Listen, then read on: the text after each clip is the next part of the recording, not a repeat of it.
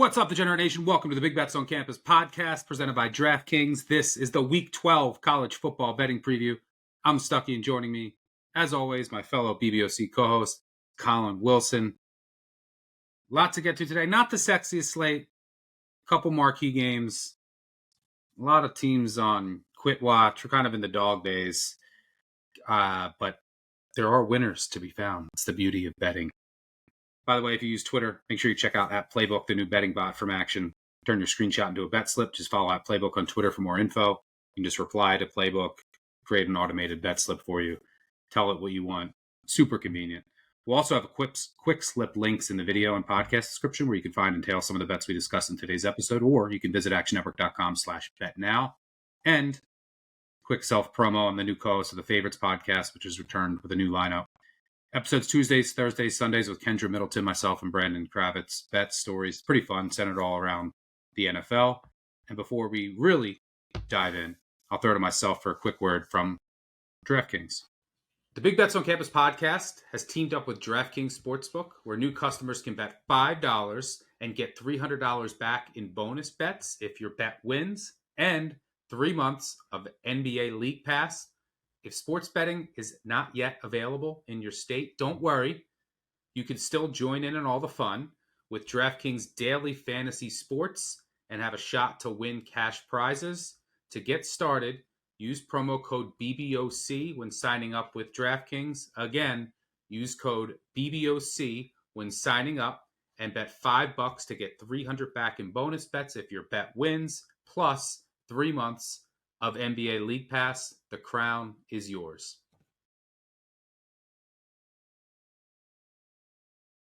All right, let's get into the marquee games of the weekend, then we'll hit the rundown. My favorite games of the weekend are all trash. We'll have an extensive... You do have an abundance of it this weekend. I saw. Yeah. There's so many large spreads this weekend.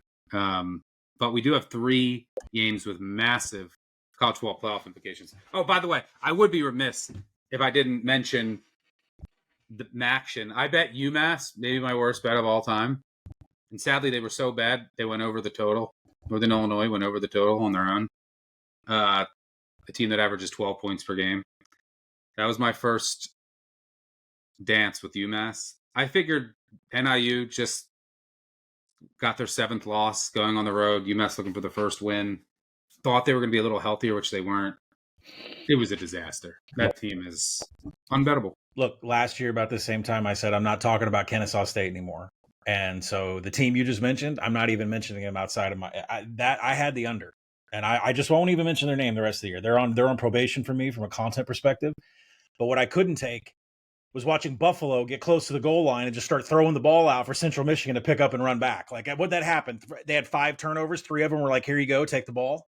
Buffalo is atrocious. I mean, Buffalo should have lost to UMass. Should tell you all you need to know. I will whisper. Central Michigan is live again in the Met. Oh, boy, here we go. Yep. Yeah, they're going to host Toledo, and that could determine it. We just need Buffalo to take out Ohio. Man, if Central Michigan didn't blow that game against Western Michigan, they should have won. But Western Michigan in the driver's seat. But that's a team that could lose to anybody, too. Really good defense. I'm not going to if everybody out there's got 20, 25 to 1s on the chips, I don't think I'm hedging unless they make the championship game. No, let it ride. The Toledo number is going to be huge. Wait for the fun. Yeah. All right. Let's get to the marquee games of the weekend. Let's start with an interesting one. Notre Dame Pitt. Just like every week, if you want to bet Pitt and you want to fade Notre Dame, wait. Notre Dame takes money almost every week. Maybe this isn't the week, but it seems like on game day, Notre Dame's going to get bet. Maybe you'll get a 14. I don't know. From a numbers perspective, so it's an interesting spot. Pitt, 7-2, still live in the ACC. Notre Dame pretty much clinches a win. College football playoff berth with a win. They have Syracuse at home and then Stanford to close out the season. If they lose, they're pretty much eliminated. So this is basically a play-in game for Notre Dame. And for Pitt, I mean, Narduzzi, who also said get liquored up to noon start. He did say that on his radio show. But he also said that this game, in a way, doesn't matter. I don't know if he was just throwing stuff out. He was asked, do you feel like the Notre Dame game is must win? He said, absolutely not. It's not an ACC game. I gladly get beat by 103 or 110 to 10. They could put up 100 up on us as long as we win the next two after that. It's just a weird take. I don't know if he was like, so I don't know how to read that. He did. So like, I don't know if people are going to like hold out guys. Well, so I read. And he said there's a regional play. Their star back makes their offense much more dynamic. But go ahead. I read the entire transcript. Play hard, fundamentals, tackling, play hard, Notre Dame, play hard. We're going to have to play hard. And then all of a sudden someone asks him about, is this your season, like, or whatever? And he's like, no. I mean, he makes this comment, and I think it was Narduzzi just talking to the point to where the ACC championship is the goal. He didn't come out there and say, like, I'm starting all my second string. I'm laying down. Like, we're not going to show up to this game. I've never seen Narduzzi just show up and lay down or pull his starters. So this extra points you're getting in the market, I thought the number was overrated, overinflated anyways. And now a book, not DraftKings, a book just went to 13. Like what? Yeah, but wait, like I think it should be like 10. Now I will say, so I'm interested in Pitt, but I'm going to wait. Notre Dame takes money every day. Now I will say the Notre Dame defense has been incredible since the first 2 weeks of the season. Ash got all that hate. They got a pass rush. They're shutting teams down in the second half. And they played some good offenses. They played USC. They played Arkansas. So they played NC State. And I mean, what I'm saying, NC State is a good offense. They held them to 7 points. Arkansas is a good offense. They held them to nothing, to 13 points. USC, they did a really good job there. So, and then you have Pitt, who's surging with Mason Heichel at quarterback, but their wins, you have to caveat them. NC State, Stanford, Syracuse, Florida State, BC. It's not exactly a murderer's row. I think those teams have like 6 combined wins in the ACC. It's going to come down to Carr dealing with the Pitt pressure.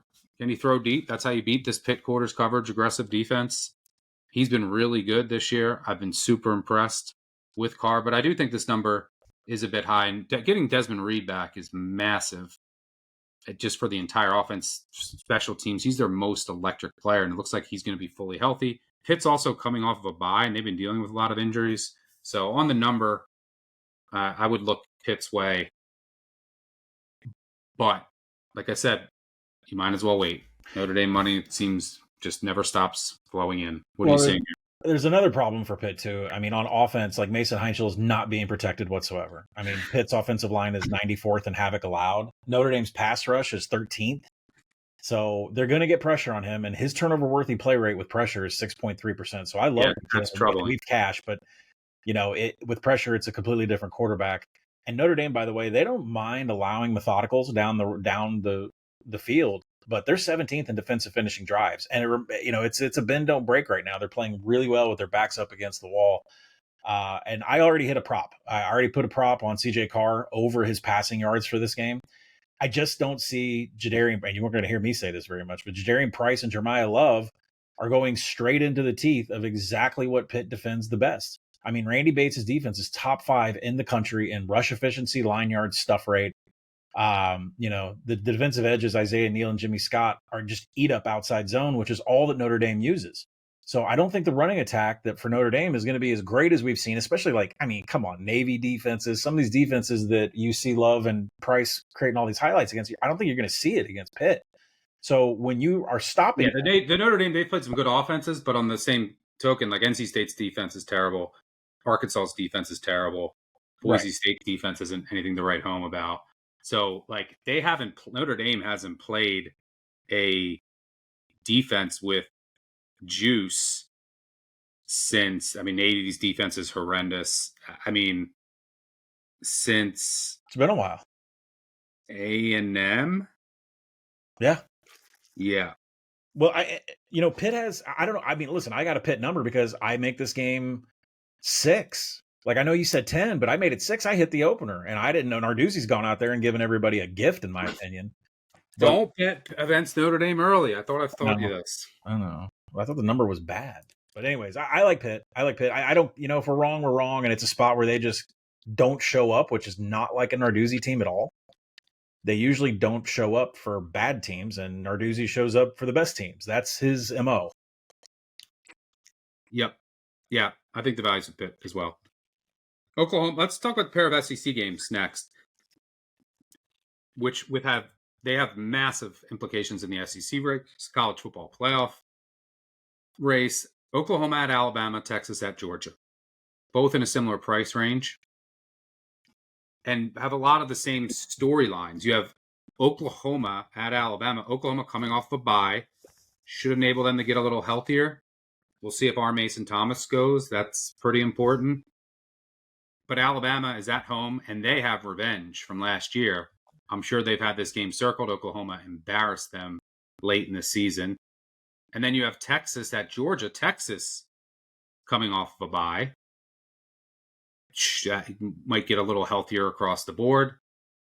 Georgia is at home, where they've been incredible. They've won 35 of 36 at home.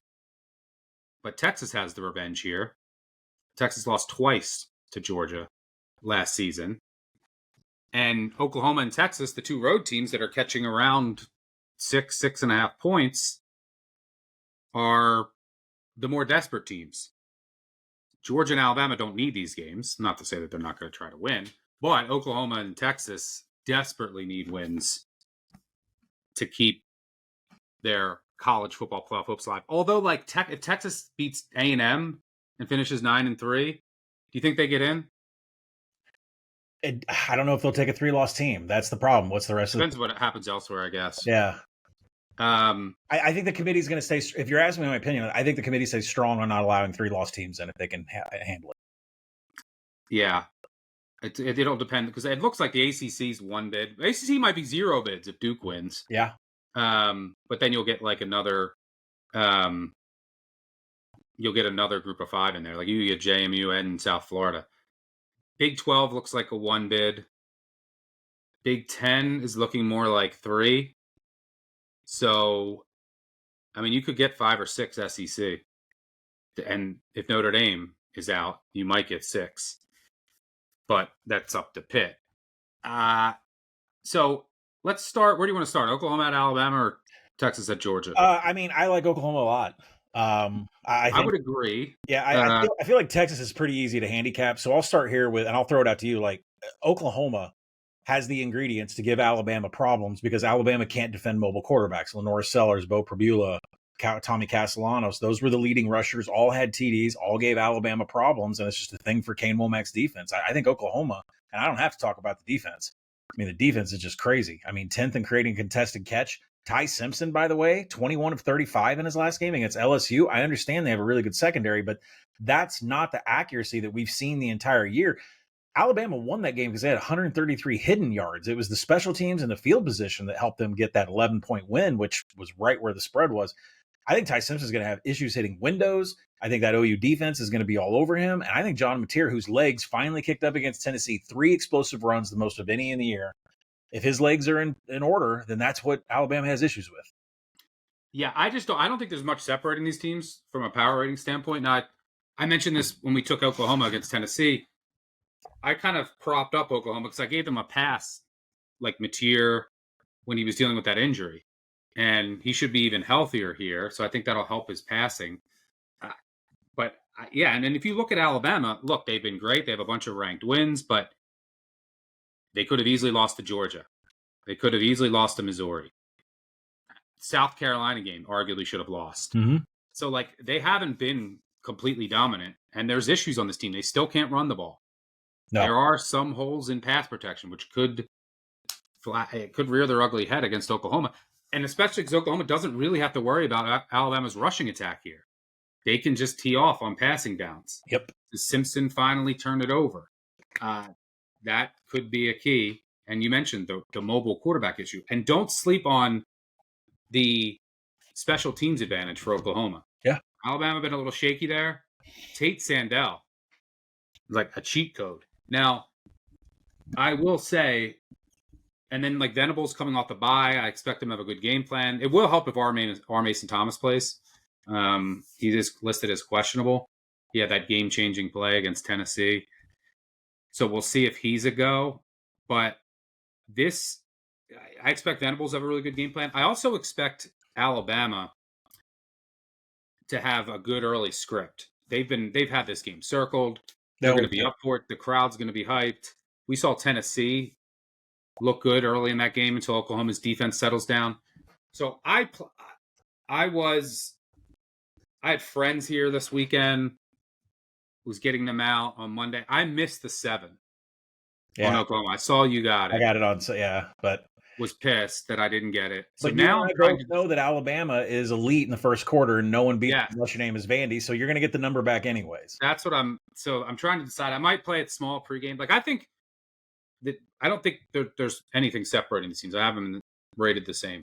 Yeah. So like I think this line should be like 4. Yeah, and I think there's like a 5 out there right now. I make it 5, yeah.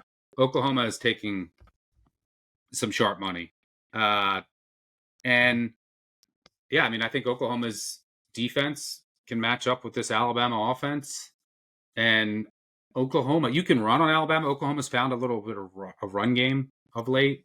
They've changed some things along the offensive line. They've started to give it to the better back. You have Mateer's legs. So yeah, I think the play is Oklahoma, but because I missed the 7, I might just play it small. I'll monitor the market. And then Alabama, I expect to come out, hair on fire, good script. They're always good in the first quarter. So we'll look to come in at Oklahoma at a touchdown or better. Let's say that those of you who are listening to this podcast have never heard this before. The only team in the regular season to beat Alabama in the first quarter is Vanderbilt in the Kalen DeBoer era. It's just insane. It's insane. Well, speaking of first quarters, the team that goes down in every single first quarter is Georgia taking on Texas. Georgia 6.5 point favorite here. DK posted plus 150 on Texas first quarter. I was like, oh wow, okay. Well, Georgia has been outscored in the first quarter. They went down again last week. I mean, this is a team they've spent 201 minutes trailing. That is the most by a 9-0 or 8-1 team since 2005 UCLA. It hasn't been dominant. The defense has holes. The defense has real holes. Real holes. I mean, Kirby's teams are never like elite in generating sacks, but they can usually get pressure. And they're like 100 outside the top 110 in pressure rate. They're tied with the team I will never mention in sacks at 11. Yeah, their sack rate is horrendous. And go back to last year when these two teams met. Georgia swept the season series. They had 13 sacks in 2 games. Remember, Walker and Williams were wrecking havoc on a really good Texas offensive line. Georgia doesn't even have 13 sacks on the season this year. They had them in 2 games versus Texas. That's big news for Texas because Texas's offensive line has been an issue this year. Well, that Georgia pass rush is an elite, so will Arch have time here? Although they're throwing a lot more like screens and short passes, so maybe it doesn't matter as much. Texas also coming off a bye. The question you have to ask yourself is, Arch has looked better of late after a really rough start to the year. Some of that's the offensive line. A lot of that you have to put the onus on Arch, who was just missing throws. He's had his best 2 games in his most recent 2 games, but they were against Mississippi State's defense and Vanderbilt's defense, which looked gassed and at the end of just a brutal stretch. Georgia's defense isn't great, but it's better than Vandy's and Mississippi State's. And you got to remember, Texas was down 17 in the fourth quarter to Mississippi State, a Mississippi State team that Georgia just took out behind the woodshed. And this Texas team should have lost at Kentucky and only put up 16 points thanks to overtime and punt returns. So, it's also worth mentioning your boy, Billy Napier, was with Georgia this week at practice. Side, yeah. Maybe giving some tips after Florida's win over Texas earlier this season. But the Georgia offensive line playing a lot better. They're healthier. Gunnar Stockton's playing really well. This offense is firing on all cylinders. It's the defense that still has issues. The run D, still solid. It's the coverage, the lack of pressure that are the main issues for the Dogs. So, would love a 7 here. Just like with Oklahoma. Been monitoring it. If it did 7, I will be on Texas. I might just go back to my formula. Texas pregame or Texas first half, Texas first quarter. Look for Georgia live. Until we see otherwise. Until Georgia proves to us otherwise. Right. They're going to go down. Well, I expect Stark to have a good script. Kirby's got to adjust. Texas still has a really good defense, should be healthy here. What are you seeing here in Texas, Georgia? Is it just that simple? Like Texas is going to go up? I mean, it's the same formula every week. I mean, listen, Texas had the lead after the first quarter in the first half in the SEC championship game last year. Texas first quarter is a live bet. I mean, at plus money or whatever it's at, wherever book you're at. But when do you buy on Georgia? It's easy, right before the middle 8. There's a huge middle 8 discrepancy here. Georgia's 24th. Texas, for some reason, is 84th this year. They're just not managing the clock like they have before, but they've been pretty inefficient offensively, and you have to wonder if that's changed. Arch Manning, 2 consecutive games of 300-plus yards and 3 TDs in each game. I mean, I know Mississippi State is not the competition that we're facing here, but Sarkisian went 4.1 in scoring attempts against Mississippi State. I mean, there's no way Georgia's throwing up any kind of roadblocks here. They're, 100 and I mean, they're close to last in defensive finishing drives, 116th. They're bottom 15 in havoc rate. Okay, so you can't create a pass rush. You're not knocking balls down either. So this Texas offense, who is... And they finish. They got to finish drives here, and I think they should be able to against Georgia. That's the question. Is the Georgia defense worse than Sarkisian's play calling in the red zone? That's the handicap of the game. I do like the over here. I think the Longhorns are going to have success scoring points. They have a massive EPA advantage in pass EPA with Manning's arm against that secondary. And then when you go to the other side, I mean, I can't really say anything bad other than the fact that if you look at the Longhorns, they're excellent against the run, right? Top 20 in success rate, line yards, all that stuff. But they don't defend inside zone. Inside zone, they're actually 42% success rate. I know I throw that out for everybody. 49 to 52% is about national average. They're 42% in defending inside zone, which is what Georgia always runs, especially with Stockton. Stockton will hand that off, pull it back, and go right up the middle. And I think that comes right before the middle 8. So, Stuck, I say we stay on the same track, Texas first quarter, and then when we're ready for middle 8, we bet live in the second quarter. Sounds good to me. By the way, one thing I will mention with Oklahoma that gives me a little pause is like Alabama is pure passing. Ty Simpson's playing well. They have great receivers. It's a good passing. It's a really good passing attack. Is there a sliver of a chance that Oklahoma's pass defense? Now, not they can get pressure and wreck the game, but their secondary is a bit overrated because we've only seen them play like 2 really good passing offenses, Tennessee and Ole Miss, who both were able to move the ball through the air. So that is the only thing that gives me pause, but I do think Oklahoma's the side. And the approach is similar with Texas. So I think we're on the same page. Like I think value on Pitt. I'm just going to wait on the number. Oklahoma's the side. You have the 7. I'm going to try to get the 7 either pregame or live. Texas early, Georgia live. Yep. All right, let's get to the rundown. Hit a bunch more games. Oh, no. Collin did it again. Yep. Virginia. It looks like Chandler Morris is going to play. I will get the best number on Virginia. It just matters if they've got enough magic in the hat to pull out here, you know? I will say I can't bet Duke. I would lean their way. But Duke's games are so stupid. They're so undisciplined. It'll just be like, do they fumble 5 times or not?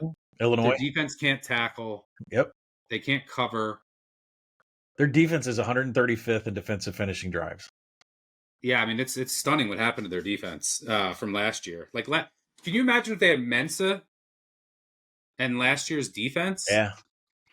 I mean, this would be a top 10, 15 team.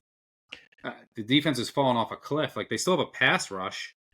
That's always going to be the case with Manny Diaz, but everything on the back end, besides one really good corner in Stinson, I mean, has fallen off a cliff. They can't tackle or yards after the catches, but Virginia is also a fraud.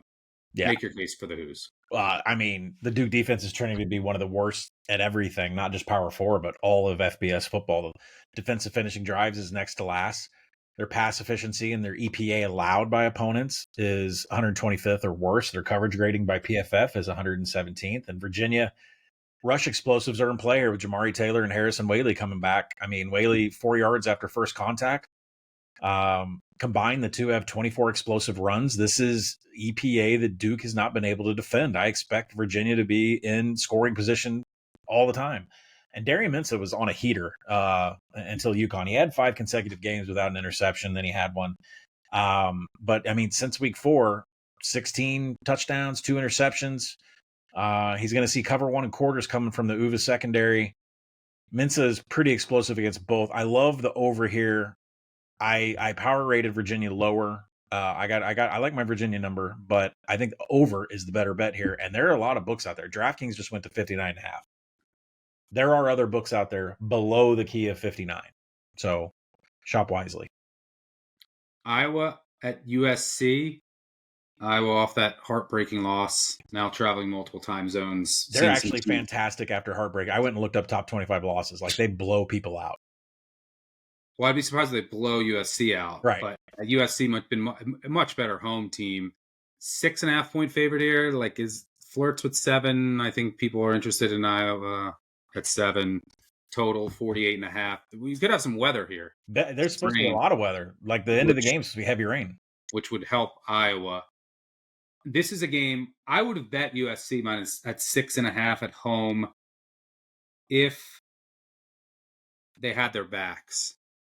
And if they had, especially Waymon Jordan, the run game just isn't the same as it would be if they had their star back. And like Oregon showed last week, Iowa really wants to take away the explosive play. That's what they do structurally with their 4-2-5. They're always like 1 or 2 in the nation in preventing explosive passing plays. So Oregon just leaned on its running game last week, and that's how they were able to move the ball. Can USC do the same? I think they'll have some success. I don't know if they'll have as much as Oregon did. So then it comes down to, can Maeva be efficient enough at home with his star receivers?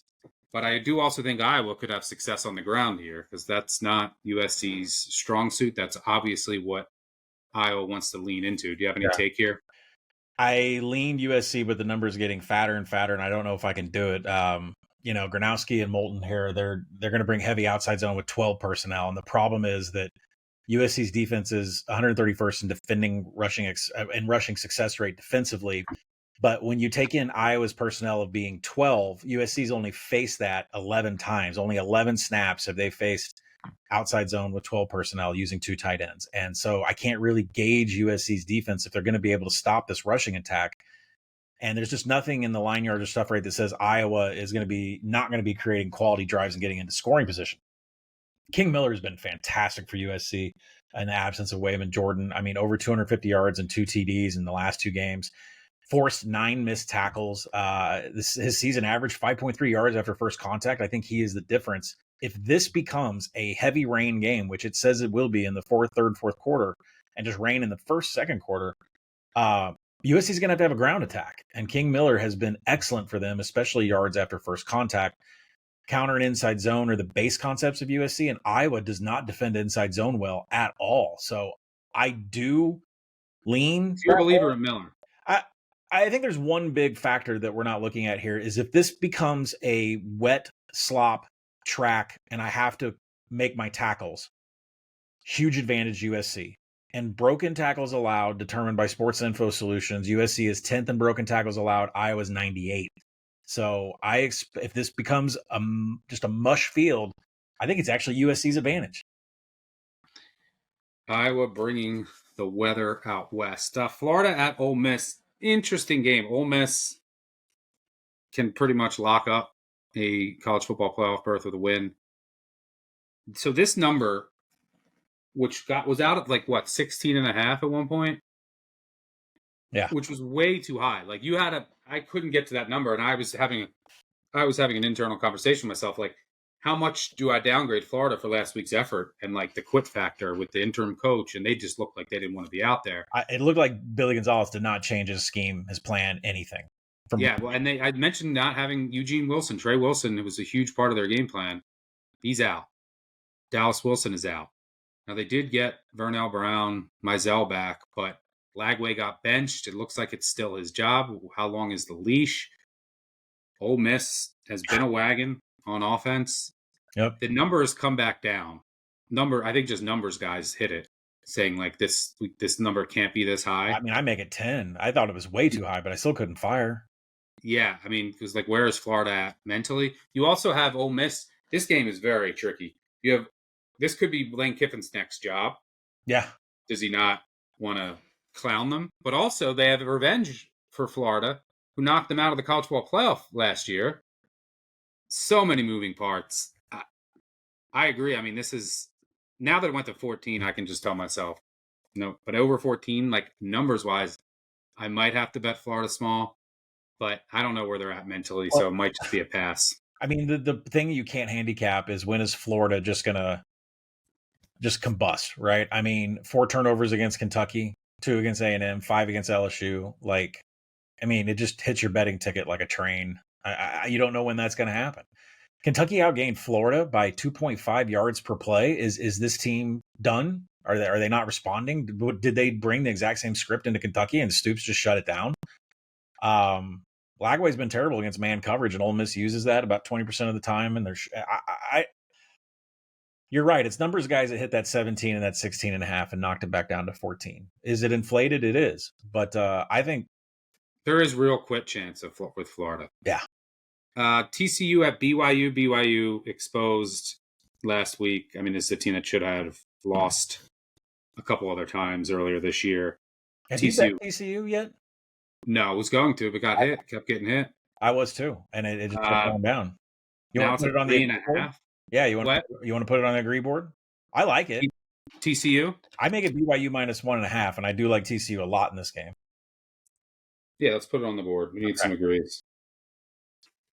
Yeah, I like TCU. Anything over a field goal, obviously liked it a lot more at 6. Wish I took some of that. Right. But TCU should have beat Iowa State last year. I mean, they're up 11. They have a punt return for a touchdown. Fumbles, lose the turnover battle. I think that they'll be able to throw on BYU. You never know what you're going to get with TCU. They're a little Jekyll and Hyde, but I do have them power rated ahead of BYU. Any other thoughts there? Well, you just saw TCU just saw a 3-3-5 where they had 2 TDs and 4 red zone trips. And they lost to an Iowa State team that got to the red zone just once and got a TD. So it was a subpar offensive game and really wasn't the defense's fault why they lost. But if you look at the offense in Hoover, he just looks at a 3-3-5 stack. And what's he going to look at this week? Jay Hill's 3-3-5 stack. BYU is really good against the pass, but at the same time, Hoover is now seeing this again twice in a span of 7-8 days. LJ Martin is healthy, but I mean, he's listed as healthy. He went for 10 attempts for 35 yards last week. Bear Bachmeier was limited to 12 rushing yards. I mean, we kind of knew that was going to happen against Texas Tech's defensive front. TCU is great at tackling from PFF perspective. They're 6th in broken tackles allowed, 6th in tackling from PFF. I'm not sure they can control the line of scrimmage with some of their defensive metrics, but they're not going to allow any explosives here from BYU. So the Frogs have been great against inside zone too. That's all Bear wants to do with LJ Martin. So I like TCU here. Air Force UConn, interesting game. Air Force has taken some real money here. I can't believe you're getting in this. I just want to say that this is Air Force is still +7 minus 115. Total 63.5. It's hard for me to see not going over. I know it's a high number. Right. UConn's passing attack, Skylar Bell is incredible, one of the best receivers in the country. Air Force's secondary is so slow-footed, it's insane. So I don't know how they cover this passing attack. And UConn can't play rush defense. And UConn's run D is horrible. Why do you think they lost to Rice and almost lost to Ball State at home? Those are very similar offenses, triple option tendencies than Air Force. UConn's coverage unit's really good. They mix up coverages really good. They can get elite pressure, but they cannot defend the run. They cannot defend these type of runs. So, Air Force should be able to match them. game has shootout vibes all over. Just wanted to call that out. Why is it just 63 though? That's what I mean. Like mathematically, I make it 59.5. It's hard to bet an Air Force over at that price, but just matchup wise, right? It's hard to see many stops. Memphis, ECU.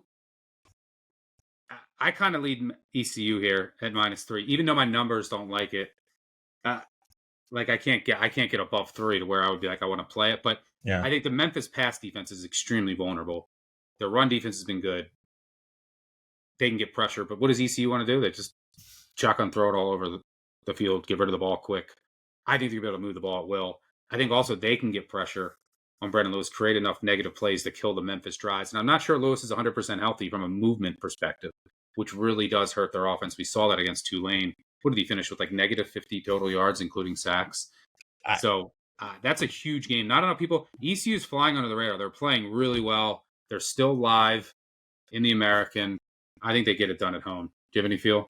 No, it should be a super fast game. I would tend to lean to the over, considering what Memphis's defense, how bad it's been. But then again, ECU is outside the top 100 in coverage, and they're almost dead last in tackling. So I expect some explosives. But the problem is, are the Memphis pieces that are explosive, which is Sutton and Lewis, are they going to be available on the ground? I think it's also important to know for your bet, if you like betting East Carolina, which I now might jump into this too, they're top 10 in the nation in defensive rush EPA. They do not allow rush explosives. That's a pretty big deal against Memphis, against Sutton, and if Lewis is healthy. So yeah, D front has been very good.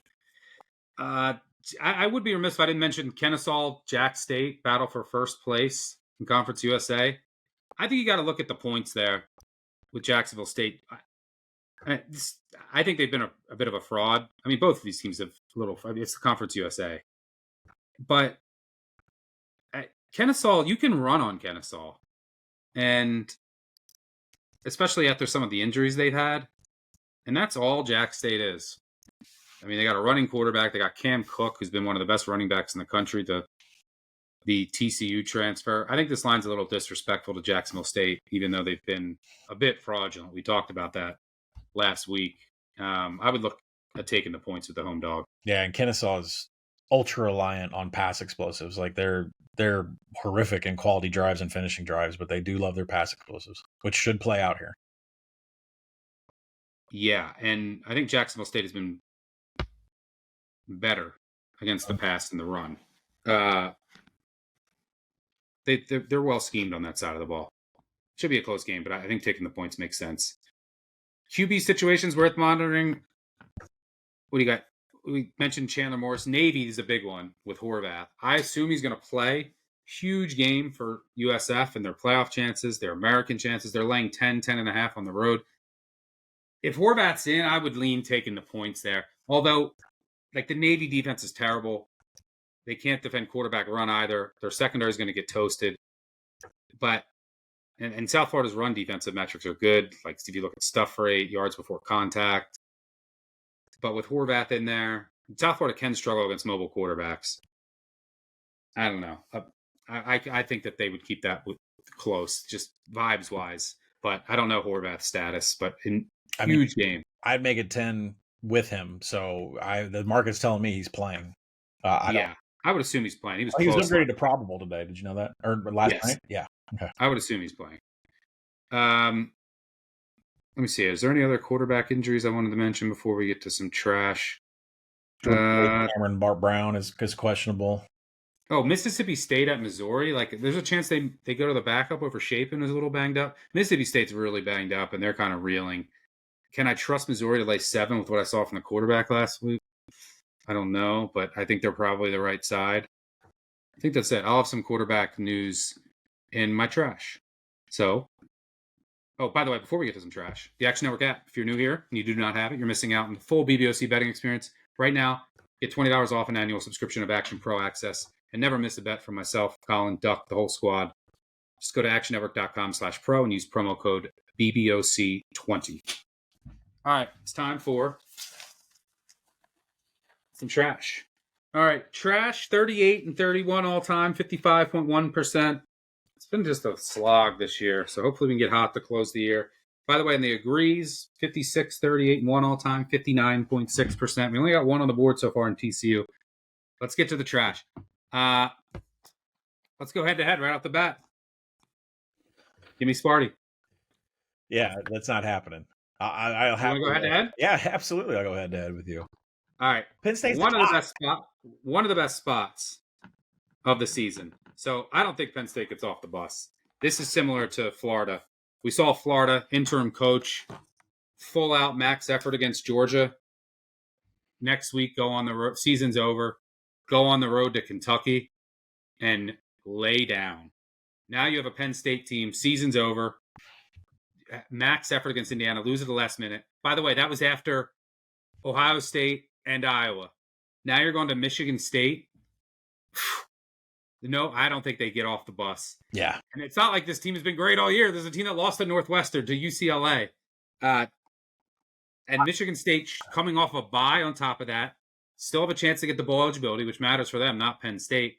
I think they're going to go with this kid at quarterback, who Milicevic, who looked great. By the way, they dominated at Minnesota. Outgained them by 250 yards in the second half. Got robbed by the refs. Missed field goals. They should be healthier also coming out of the bye. This has been one of the most injury-ravaged teams in all of college football. Penn State hasn't even been that. Penn State's been healthy outside of Aller and Rojas. But I think that they should get some offensive linemen back. They continue to get defensive guys back. And they've been better since they've gotten a little bit healthier. I think they'll be even healthier here. And I'm going to have Jonathan Smith as a dog. He's been very good as a dog. Oh, and by the way, he is 5-0 against the spread this season as a dog. 60% in his career. 10-2 against the spread when he's catching points with extra time to prepare. Mainly a spot play. I don't think Penn State shows up. Disagree. Completely disagree. Michigan State bottom 15 nationally in defending the run, and that's where Katron Allen and Nick Singleton are coming in. Michigan State horrible in pass blocking. The Penn State defense is actually showing up and creating pressure. And by the way, they can still make a bowl.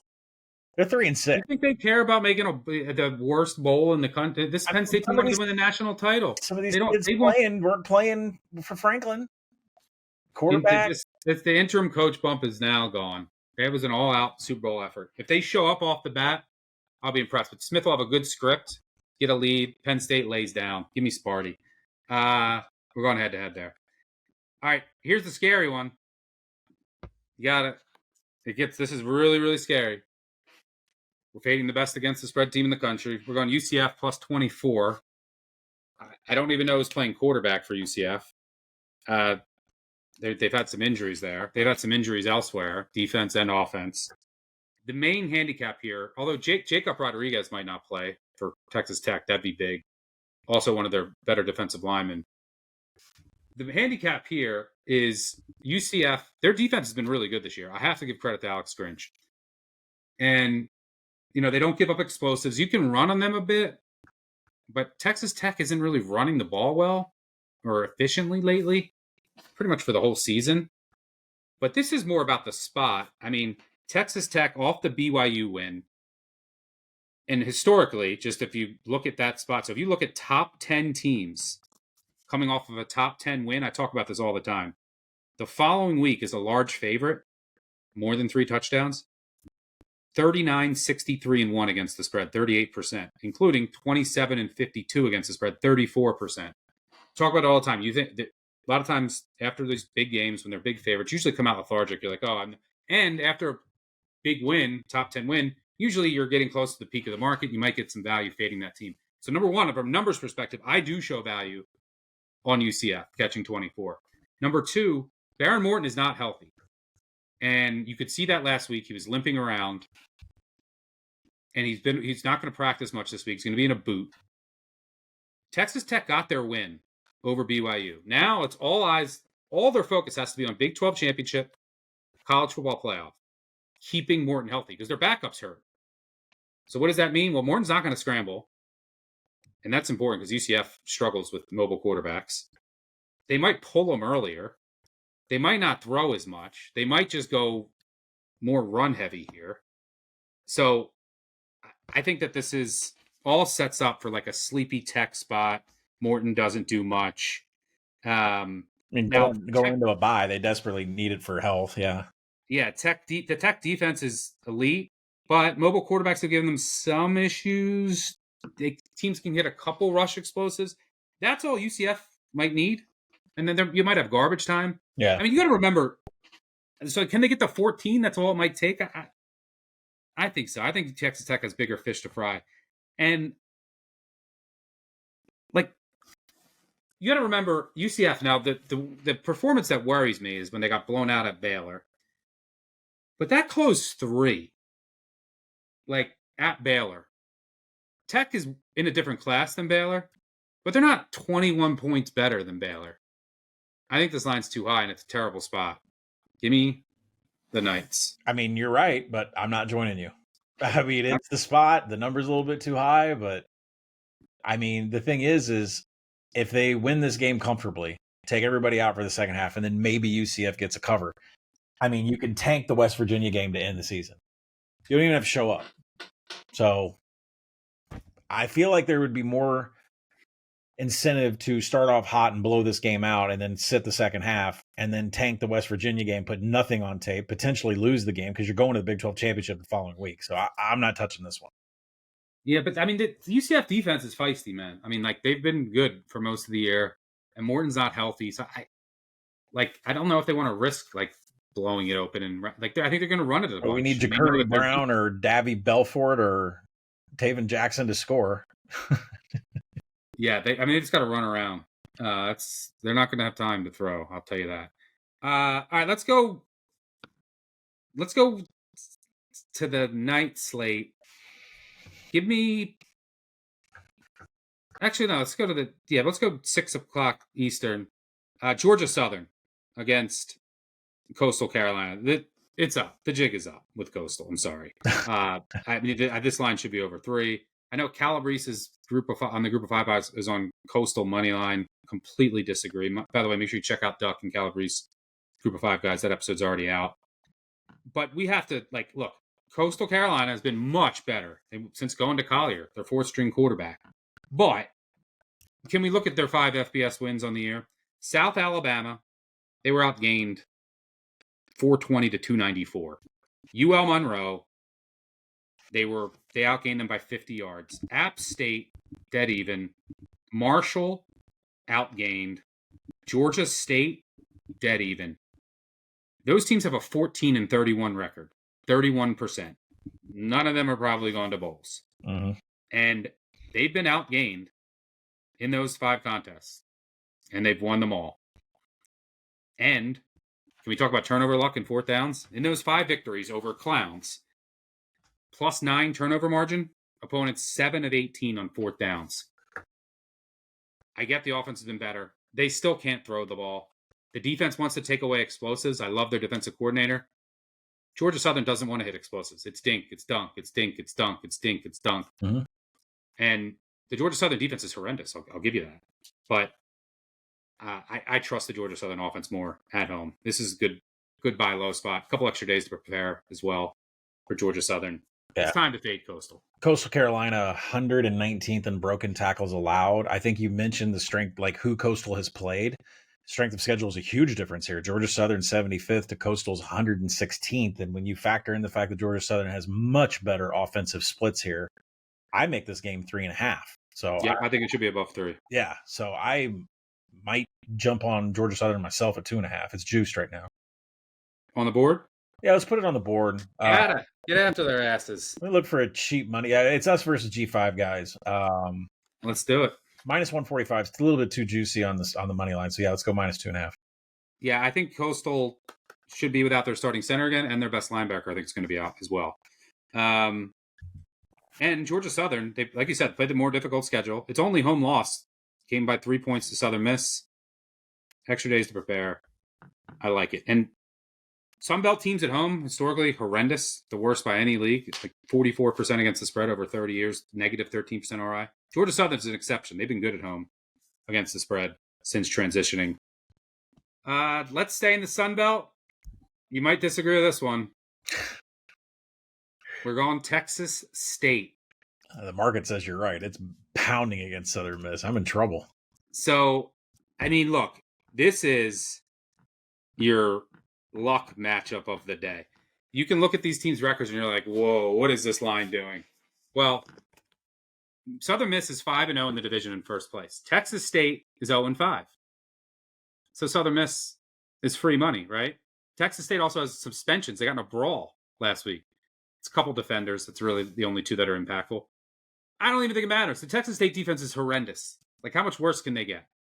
Ultimately, I don't think there's much difference between these teams. Like, almost none is where I power rate them. So throwing home field, which in Sunbelt, Hattiesburg, it's not worth much. And I will take the points here. It should be a back and forth game. Like, this will be like every Texas State game. Whoever has the ball last wins. I don't like the Southern Miss defense, and the Texas State offense is electric. They're going to move the ball. But let's look at what Texas State has done. They deserve to lose against JMU. Here are their other 4 losses. They lost by 1 to Arkansas State because they missed an extra point and gave up a last-second touchdown. They had a 521 to 398 yardage edge. They lost in overtime to Troy, outgained them by 150 yards, missed the game-winning field goal after blowing a 21-point lead. Double overtime versus Marshall, outgained them by 100 yards, gave up a last-minute touchdown to tie it in regulation. By 3 to Louisiana, outgained them by 150 yards, failed on multiple 2-point attempts. I mean, that is insane. In their 4 losses, 4 of the losses have come by 3 or fewer in overtime.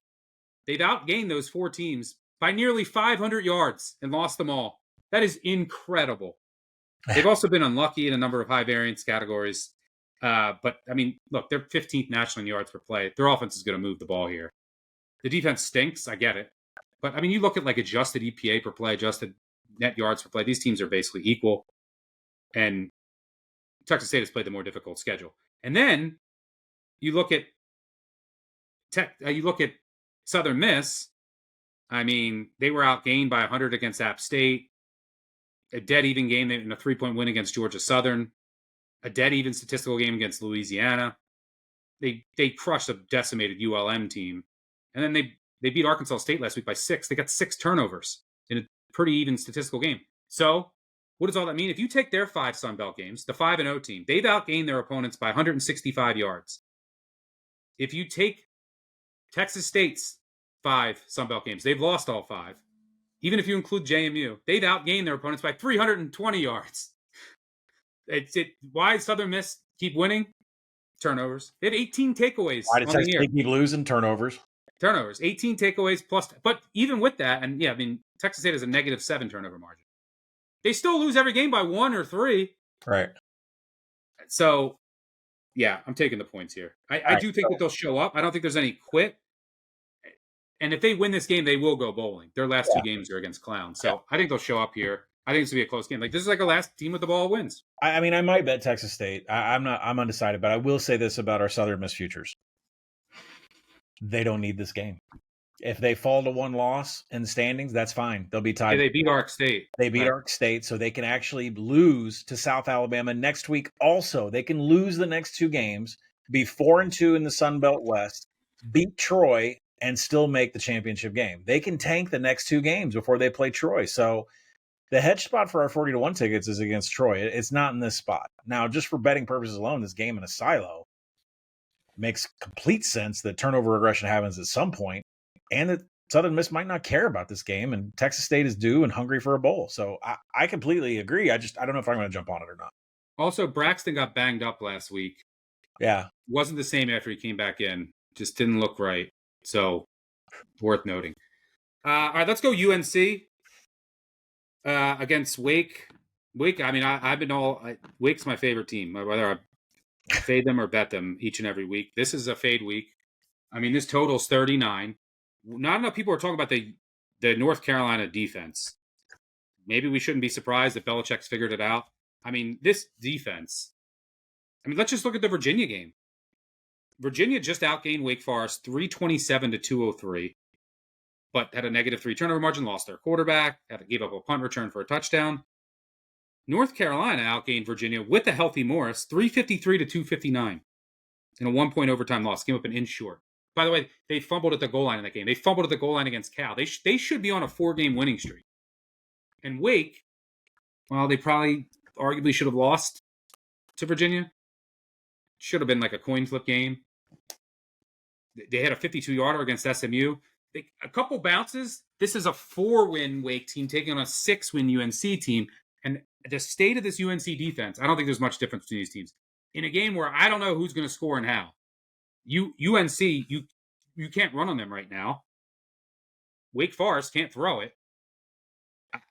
And the North Carolina defense, like their linebackers are playing incredible. Their front four, they changed some things schematically with their defensive front. They have 20 sacks in their last 4 games. They had 9 sacks last week. This defense, I mean, if you include sacks over the last 4 games, they've allowed 288 rushing yards on 132 attempts, 2.2 yards per carry. And this Wake offense is broken. Now I'm going to split this up between UNC plus, I don't think a 7 is coming, so I played some 6.5. 6 is fine too. UNC plus 6.5, and we're going to take some Wake Forest team total under 22.5, just in case because the Wake Forest defense is legit, and the UNC offense can struggle. Wake Forest has scored 29 offensive points over their past 3 games. UNC defense undervalued. Give me the points. Yeah, I'll say good luck to this because I'm actually considering taking the under. So I agree with you on the under. Yeah, I mean, it's like 17-13 type of game. If they're lucky. So I'll stay out on the side, let you handle that. Let's go to the best spot of the day. Wazoo. No. It's getting a little rich, but we're laying it. I still show value. This home field in this spot might be worth 5 points. La Tech, I tweeted about this spot before the season. La Tech was just in Newark. So they go from Ruston to Newark, and they lose on an onside kick last second 52-yard field goal to eliminate them from the conference championship contention. Now they got to fly all the way to Pullman, get on a bus, go, 3 hours from where they land, and go play a non-conference game while Washington State's coming off of a bye, and they should get healthy on the offensive and defensive line? No. How do they show up for this? Go ask Toledo, who did the same thing in the middle of conference play and never got off the bus. Lost 28-7. La Tech also lost their starting quarterback to a season-ending ACL injury last week. Washington State's been really good against mobile quarterbacks. And this Washington State team is just undervalued right now. They're a different team with that Cal State quarterback. Their defense has been improving week in and week out. The last 4 games, they've allowed under 14 points per game. You might say, well, who'd they play? Well, they played at Ole Miss and almost won. They played at Virginia and almost won. And they blew out Toledo. Not bad. This La Tech team, they can't get pressure. That's huge because Washington State's biggest weakness is their pass protection. And Washington State at home is a wagon in the Palouse. 57-42 against the spread past 20 years against FBS teams. That's 58%. Against teams from other time zones that travel to the Palouse, Washington State at home, 27-12 against the spread past 20 years, 70%, covering by about 4 points per game. This spot is horrendous. I would be shocked if La Tech gets off the bus. So I'm not going to join you because I make the number 6, but I will say this: the way you got to juice that home field in the spot to like 5.5 points. I'm telling you, that loss to Delaware was soul snatching, like covering and then field goal, onside, touchdown. Like La Tech either doesn't get off the bus here or they win this game outright. I don't know which one it is because I'm telling you that was a soul snatching loss against Delaware last week. Yep. And then finally, we're taking the points with Wyoming. Yeah. Coming up. Put it on the board? Yeah, put it on the board. I think I already bet it. Like this is a good chance to fade Fresno after that win over Boise, which had everything to do with Boise collapsing and Madsen getting hurt. Wyoming off the bye here as well. New play caller. I think that'll help them. And I mean, Fresno made this quarterback change to Conklin from E.J. Warner. It's been discussed. In 2 FBS starts, he's 30 of 63 for 217 yards. He has 0 touchdowns, 2 interceptions, no big-time throws, 4 turnover-worthy plays. Among all FBS starters right now, his completion percentage, 47.6%, and yards per attempt, 3.4, is dead last. Yeah. And there's UMass quarterbacks, people. Fresno won't get anything through the air against Wyoming. Wyoming's also getting healthier. They made a play caller change, which I think is going to be a positive. They got their star tight end back recently. They made a change at right tackle. which has proved to be very positive because that was a huge sore area. Low scoring game. Fresno's been horrendous, by the way, over the past 20 years. The worst home favorite in league games over the past 20 years. Their average cover margin, -5.5. Low scoring game. Give me the points with the Pokes. Yeah, we're on the agree here because this is completely fraudulent Fresno team because they beat Boise State 30-7 without Maddox Madsen. But look at the 2 games before that. Blanked against San Diego State at home and then got run out of the building on the road at Colorado State. And Colorado State is just another sphere of bad. So, and if you look at Wyoming right now, 15th in defensive quality drives, 7th in defensive finishing drives. They will stop you from making a methodical and getting into scoring position and getting points. So I like Wyoming. All right, trash. Sparty, UCF, UNC, and Wake Forest team total under. Split them up. Wazoo, Texas State, UCF, Fresno. Head-to-head Michigan State. All right, that'll do it for trash. Let's go. Nowhere fast. Boise State at San Diego State. Big game in the Mountain West. Yeah. What are you going to get from the Boise quarterback? I don't know. They're coming off a bye. Does it look better? Sure didn't look good against Fresno. Madsen's still going to be out here. Some other Boise injuries. San Diego State coming off that. They got run off the field on the island against Hawaii. Yep. San Diego State's taking some money here, right? I believe out to 3. Mm-hmm. What are you seeing here? I make it a pick. The Max Cutforth, 14 of 29. If you look into his numbers, 106 yards, TD, and 2 INTs. I think the one thing out of the box score that from Boise I could not believe was 14% of available yards. Available yards is, hey, if I line up at the 20, I got 80 available yards I could get. The national average for available yards is 44%. Boise got 14% against Fresno's defense. It's one of the lowest numbers I've ever seen in a box score. Their average distance and 15 third down attempts was 11.4 yards. 11.4 on third downs. You're just going backwards. I have no expectations that Cutforth is going to do anything against what this is the best Mountain West defense out there. I think the best bet, since this is nowhere fast and we talk about totals, is Boise team total under 19.5. Yeah, tough game because based on what I saw, they're not getting the 19.5. But maybe with the bye and you get time to work with the offense, maybe it looks a little better. But this is a much tougher test than Fresno. Yeah. I'll tell you that. All right, let's talk some Arkansas football. Talk about a tough game to handicap. LSU 5.5-point favorites, total 57.5, hosting Arkansas. Where's LSU at mentally? I don't know. Where's Arkansas at mentally? They were no longer bowl eligible coming out of the bye. I don't know. Total 57.5. I have no idea what to do with this game. Do you have any? Jalen knows that he's going up against secondary, against players in the secondary that will be playing at the NFL level, and he knows that this tape will be a part of his NFL draft profile. I was text that this morning. So you're right, though. It's hard to say that's just one part of the team. Taylor's just one person on a team that does have some people that are starting to dissolve and don't really want to finish up the season. And I think LSU's got a lot of that too. This Frank Wilson, one heartbeat, hit the drum.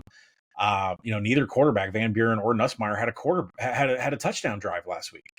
Arkansas fields the better offense and success rate, efficiency, special teams, tackling. I think Nussmeier is going to shine against Arkansas secondary. I don't know. Arkansas is 121st in creating a contested catch, but Wilson is very much dedicated to running 2 quarterbacks here for the rest of the season. So the best bet that I can make is the over, which the over is steaming a little bit, but I don't know if LSU can hold up on their part. Like, I don't like the switching of quarterbacks. I think Nussmeier would be a lot better, but I would like to take the Arkansas team total over. I think Taylor knows what he's in for, and he knows that this is going to be film used for the NFL draft. All right, tough one there. Hope I don't have to watch any of it. Before we get out of here, let's go. 3 and out. All right, first down Friday Night Lights.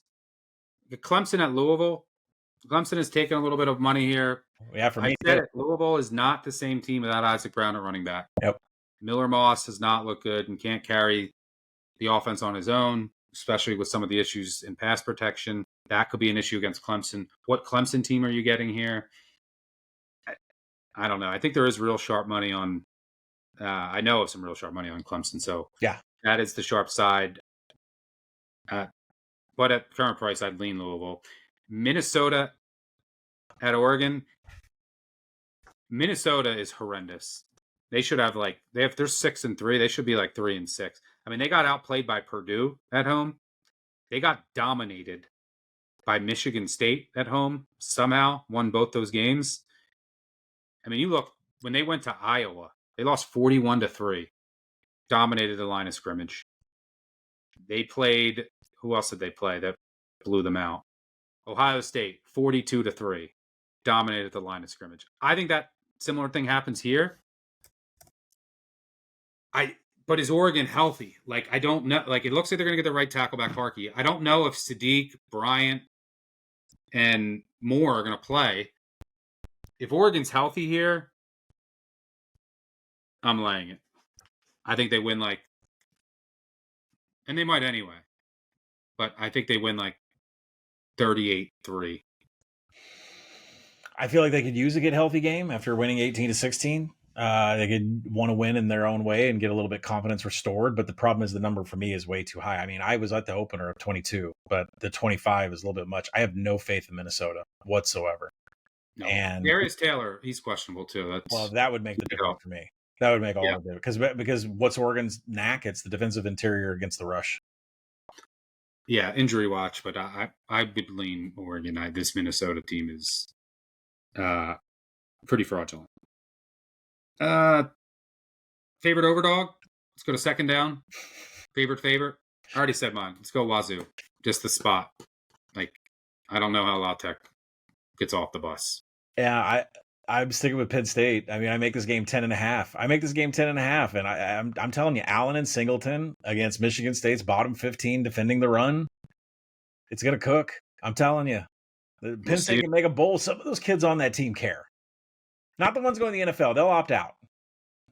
We'll see if they care and get off the bus here. This might look like Florida at Kentucky. But if they get off the bus, yeah, they could easily blow out Michigan State. But Michigan State's playing better, and their quarterback. I think they're going to use both quarterbacks here. They'll have some packages for Childs, but, I mean, he averaged 11.1 yards per attempt, the freshman against Minnesota. Threw for over 300 yards. I mean, Childs has never done that.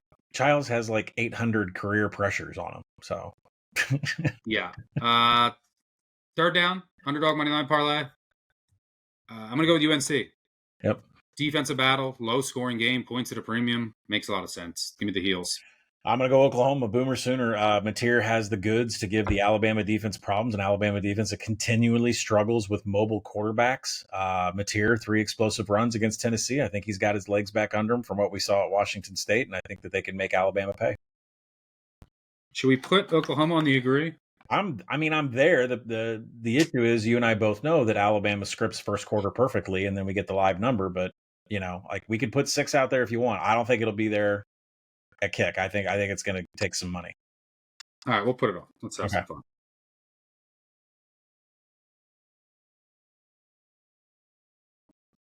All right, agree. Oklahoma, Wyoming, TCU, and Gata, Georgia Southern. Head-to-head, Michigan State. Trash, already talked about earlier. Fresno, UCF, Texas State, Sparta, UCF, UNC, and Wake Forest team total under and Wazoo. Make sure you check out the group of 5 guys. Voicemails, 959 Bad Beat. Recap episode will be out Sunday night. Make sure you call in. Live show, 10:30 a.m. Eastern on Saturday. Hit some of these games. Updated injury stuff. Go through FCS board with Duck. Be a good time. Make sure you subscribe, unsubscribe. Tell a friend, tell an enemy. You know the drill. Leave a 5-star review. Really helps us out. Thanks to Colin for joining me. Thanks to our producer, David, on the back end. Most importantly, thanks to all of you for tuning in. And one final reminder, if you want to tail some of the bets we discussed, look for the quick slip link in the video and podcast description or visit actionnetwork.com/bet now. Enjoy the slate. There will be 1 or 2 chaotic results. It's time to really lock in on futures and win totals. Lots of games to sweat. It's the best. Cherish your Saturdays. Thanks for tuning in again. We'll catch y'all later. Cheers. Peace out.